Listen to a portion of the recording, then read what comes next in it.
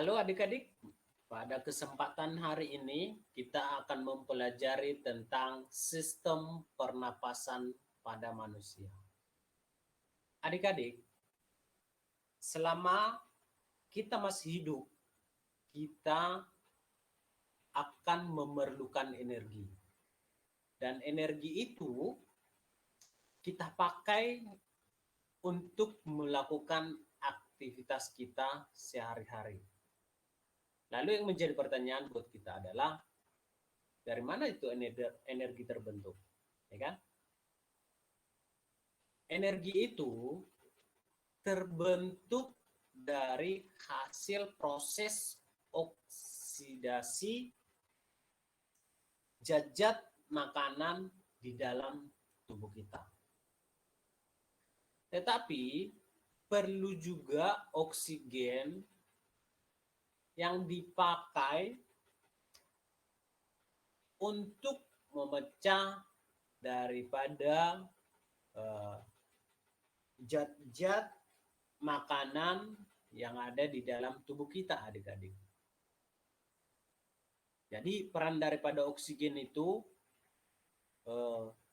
sangat luar biasa untuk tubuh kita ya. Karena tanpa adanya oksigen, tubuh kita akan mati. Ya. Bahwa otak kita juga membutuhkan energi. Sel yang ada di dalam tubuh kita juga memerlukan energi, memerlukan oksigen. Ya, jadi seluruh tubuh kita itu memerlukan oksigen.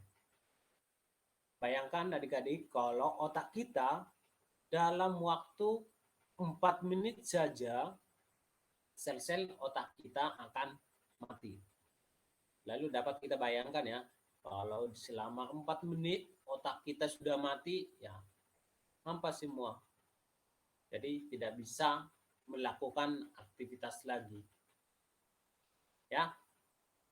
Oke. Itu tentang sistem pernapasan pada manusia.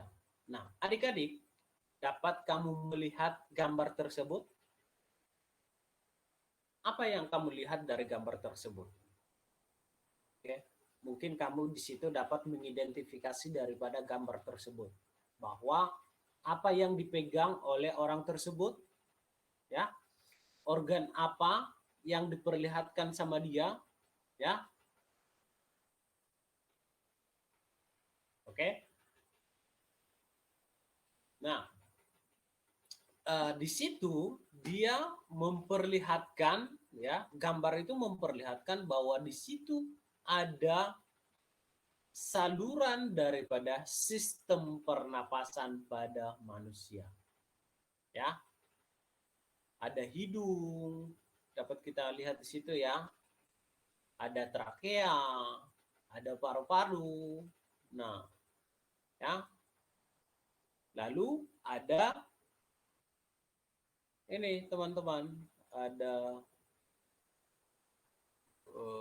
alveolus, ya.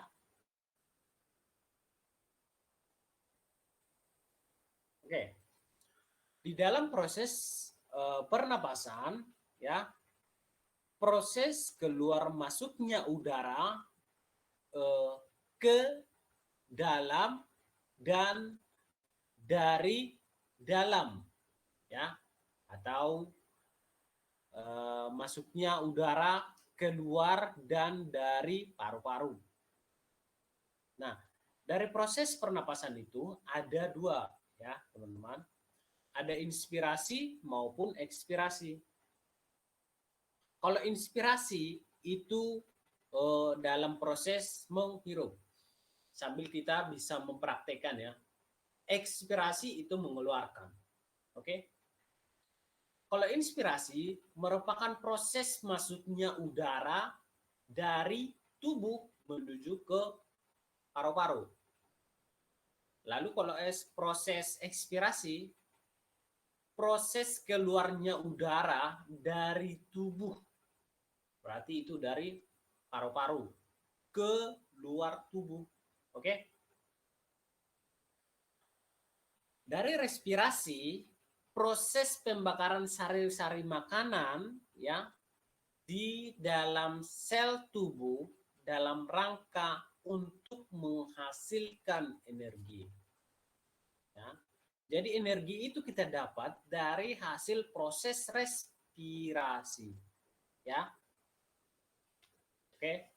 Saya pikir cukup mengerti sampai situ ya adik-adik ya. Oke, kita lanjut lagi. Nah, di sini kita juga disuruh untuk mengidentifikasi gambar tersebut adik-adik. Ya, di situ ada sudah diperlihatkan ya, mulai dari pada proses inspirasi, berarti kamu lihat gambar daripada panahnya, di mana di situ ada suatu peristiwa masuknya udara ke dalam paru-paru, ya, rongga dada di sini. Lalu di bawah daripada paru-paru itu kita dapat melihat diafragma yang sedang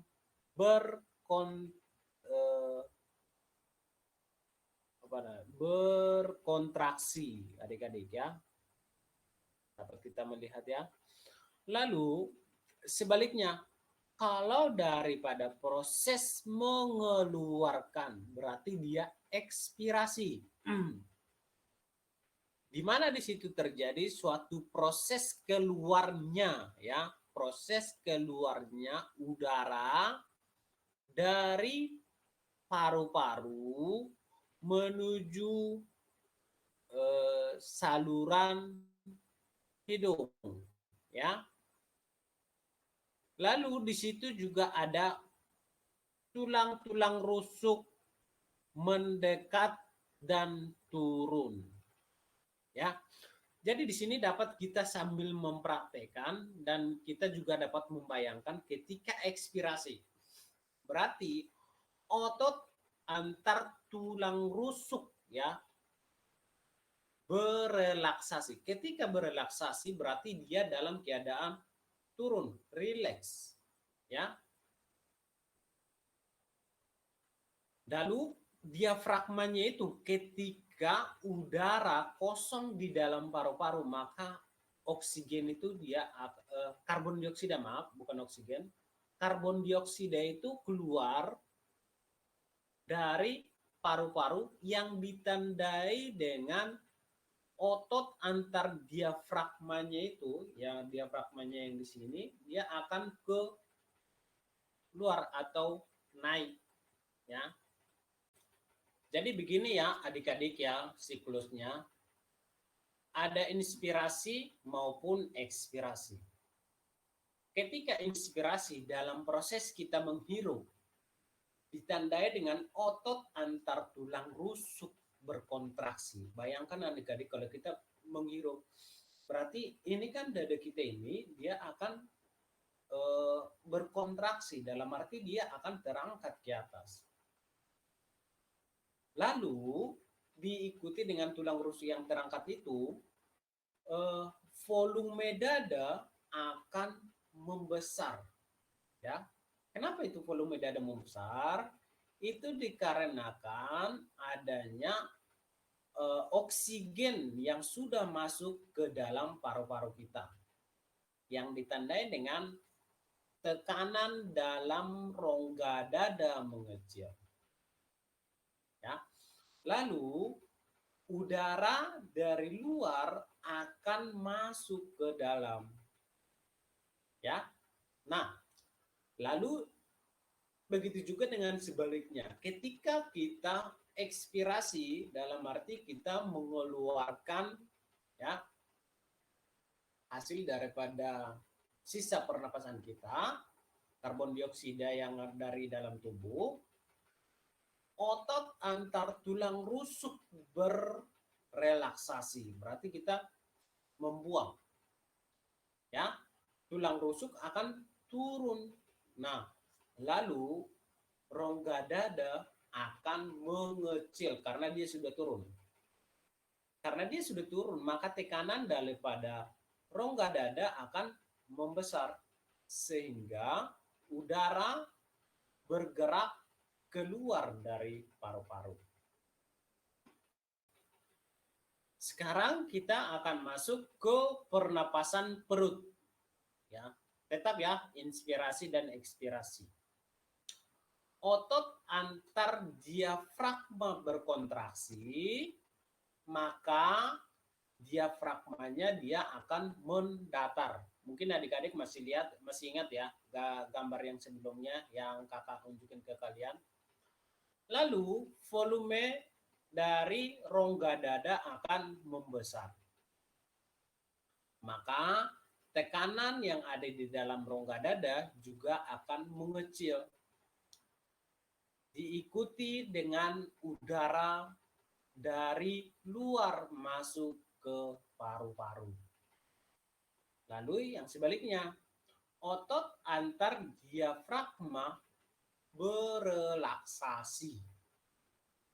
Yang diikuti dengan diafragmanya dia akan melengkung ke atas. Kenapa dia melengkung ke atas? Karena dia sudah dalam posisi kosong. Ya. Ketika dia volume kosong, maka rongga dadanya juga akan ikut mengecil. Sehingga tekanan dalam rongga dada akan membesar. Ya, sehingga udara keluar meninggalkan paru-paru.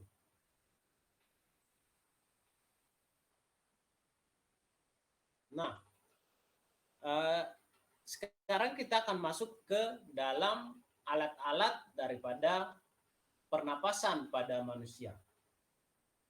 Di mana ada hidung, ya, kita tahu bahwa di hidung itu adalah merupakan tempat yang paling pertama sekali ya udara akan masuk. Di hidung kita terdapat rambut-rambut halus ya adik-adik, di mana di situ berfungsi untuk menyaring dapat berupa debu, juga kotoran ya. Dan di dalam hidung itu juga ada selaput lendir. Nah, jadi selaput lendir ini dia akan berfungsi untuk mengatur suhu udara pernapasan. Maksudnya di situ ketika kita tinggal di tempat yang panas, ya, dengan adanya si lendir hidung itu, dia akan menjaga kestabilisasian si suhu yang tadi, supaya dengan mudah diserap oleh tubuh kita ya. Karena yang kita butuhkan kan oksigen ya. Jadi dia harus menyesuaikan. Jadi bagaimana caranya supaya oksigen yang dari luar itu masuk ke dalam tubuh supaya dia tidak panas ya, maka dia akan dinetralkan suhunya. Lalu setelah hidung ada tekak ya, di mana di situ merupakan rongga persimpangan antara saluran daripada sistem pernapasan, lalu sistem pencernaan, dan saluran ke rongga hidung ya. Ada saluran pernapasan, ada saluran pencernaan ya, baru saluran ke rongga hidung. Nah, kemudian di dalam tekak itu terdapat epiglotis ya. Nah, di mana dia berfungsi akan untuk menjaga agar makanan tidak masuk ke dalam saluran pernapasan. Nah, mungkin di sini adik-adik ya kita juga pernah ya merasakan ketika kita terlalu banyak berbicara ya, ketika makan ya, ada suatu saat makanan itu bisa masuk ke dalam rongga hidung. Nah, kenapa itu bisa terjadi adik-adik? Nah, itu biasanya disebabkan karena si epiglotisnya itu terlambat untuk menutup ya. Kenapa dia bisa terlambat? Nah, itu biasanya karena ketika kita berbicara ya, jadi si tekak itu dia tidak sempat untuk menutup ke dalam saluran hidung ya, sehingga makanan itu juga akan masuk ke hidung. Nah, bukan hanya makan, bahkan ketika kita minum juga, nah itu juga bisa terjadi ya. Nah, lalu ada juga laring ya. Laring itu di mana dia terdapat pita suara ya. Terdapat pita suara di mana itu akan berfungsi untuk memberi ya warna suara pada manusia ya. Nah, mungkin di sini bukan warna benaran ya, tetapi macam-macam daripada suara yang terdapat pada manusia ya. Dimana mungkin juga kita dapat membedakan antara suara orang dewasa maupun suara yang anak kecil ya, remaja. Nah, mungkin dari suara itu bisa kita membedakan, dimana kalau pada anak kecil itu suaranya lebih melengking ya dibandingkan dengan orang dewasa. Dibandingkan kalau orang dewasa itu suaranya biasanya lebih besar ya. Nah, lalu yang keempat adik-adik, ada trakea ya. Di dalam trakea ini terdapat 3 lapisan ya. Ada lapisan epitel, lalu ada lapisan tulang rawan, kemudian ada jaringan ikat. Nah, lapisan epitel itu bersilia dan berlendir ya. Nah, itu merupakan lapisan paling dalam ya. Lalu lapisan tulang rawan itu berupa cincin tulang rawan di bagian tengahnya. Nah, lalu ada juga jaringan ikat, yaitu merupakan lapisan terluar ya.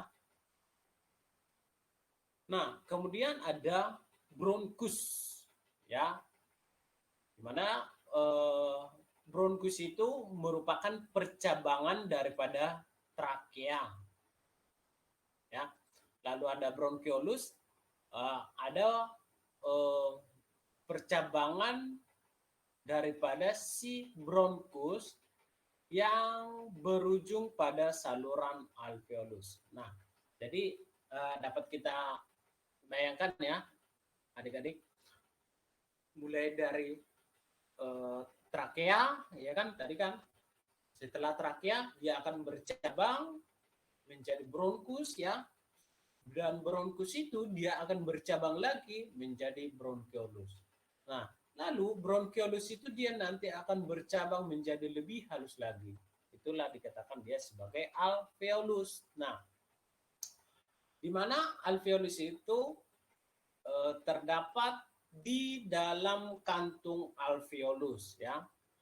Di mana dinding alveolus ini biasanya itu sangat tipis, hanya terdiri dari satu lapis sel ya, berbentuk bola. Nah, pada permukaannya terdapat banyak pembuluh kapiler atau pembuluh darah ya.